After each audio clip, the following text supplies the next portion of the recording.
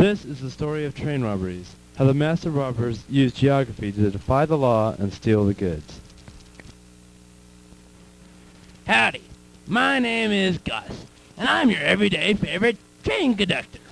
I've always enjoyed my job until just a few years ago. You see, train conductors get paid well, and it's kind of a simple job. But that all changed a few years ago. I was pulling a load of government money from Missouri to Kansas, then on to Texas.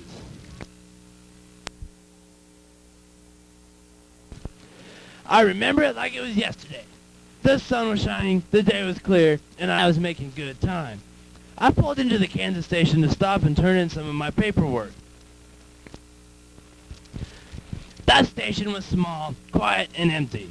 The only person there was the man who ran the joint. What I didn't notice was that while I was gabbing with the owner, a group of men jumped on my train. It wasn't until I was about 10 miles from the Kansas station when a man with a group of horses pulled up alongside my train, and 4 men jumped out of the express car onto the horses with the bags of government money. It wasn't until later that I found out it was a group of men who called themselves the Wild Bunch.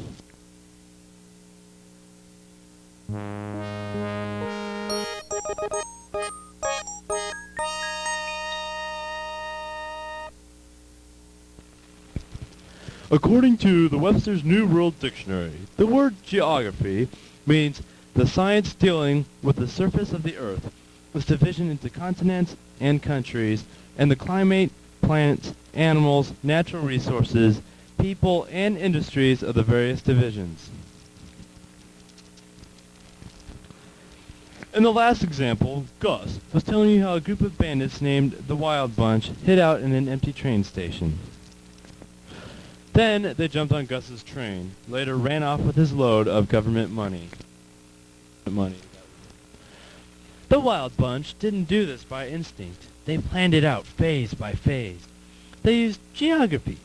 The geography was how they used an empty train station to sneak on Gus's train, so they wouldn't be seen. Then they planned that exactly 10 miles away from the Kansas station, they would run off with the money. This was geography. This way they get off scot-free because by the time Gus could get his train to a town or station, the Wild Bunch would be long gone.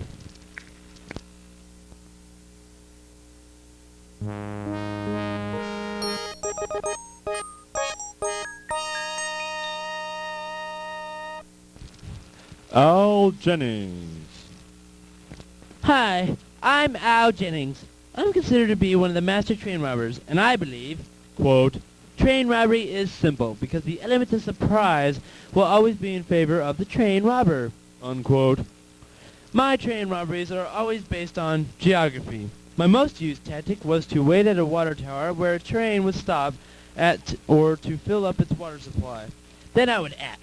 I would just take the goods from the cargo cars and safes, and I would leave, and nobody would even know I was there until later. You see how I used geography to enter an already stopped train? Hello, it's me again, your good buddy Gus. Well, about 5 years after my first incident, about 1873, I was on my Southern Pacific train on my way to Gads Hill, Missouri. I had to climb an enormous hill to get to the town. By the time I was halfway up, my train had slowed to almost a halt. That was when a man who was masked jumped on with me and pointed a gun at me and instructed me to stop. His group of men robbed my train, then rode off. I had to back my train up a good 2 miles to build up enough speed to get my train to the top of the hill.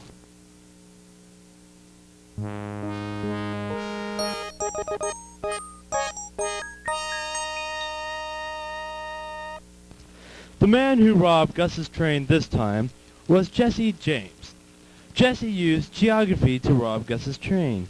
James knew that at a certain point on the hill, a train would not be able to start going back up after it had been in a dead stop. So by the time the train got into town to report the robbery, the James gang would be gone and they would be too far ahead to be caught by any lawman. Well, you'd think that after being robbed twice in one lifetime was enough. It obviously wasn't for me, because not long after my last robbery, I was robbed again. I was carrying a large sum of money from Kansas to Texas. I was passing through a canyon when all of a sudden a bunch of boulders were dropped in front of my train.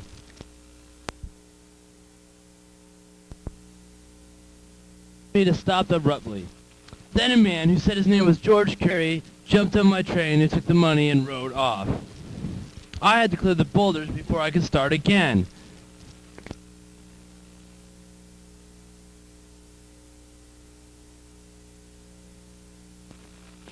And get this, about 9 years later, they finally caught Curie and asked him why he robbed trains. And he said, quote, "I rob trains just for the fun of it," unquote. Can you believe that?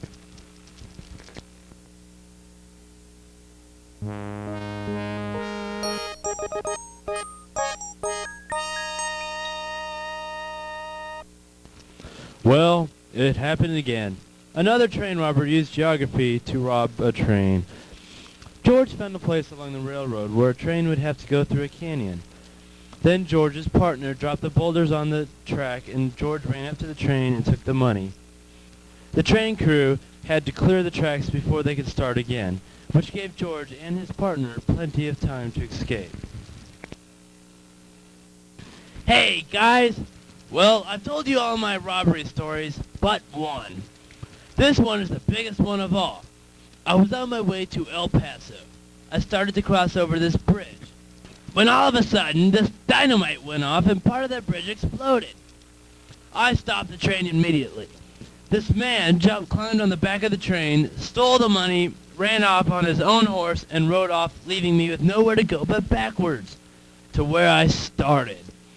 Later, when we searched the car where the money was taken, we found a piece of paper that had the name Leroy Parker, the man who later on became the well-known Butch Cassidy.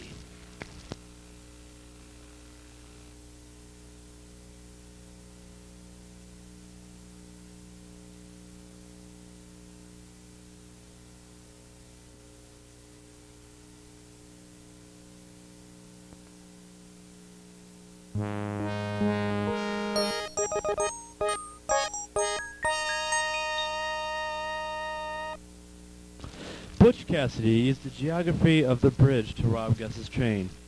He exploded the bridge to make the train stop, then took the money and rode off. The train had to go backwards towards the nearest train station. This gave Butch plenty of time to escape.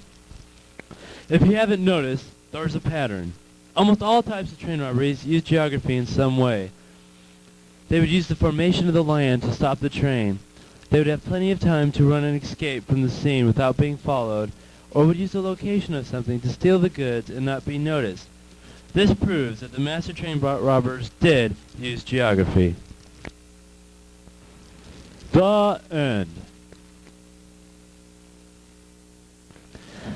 Thank you all for watching my little program on train robberies. Goodbye.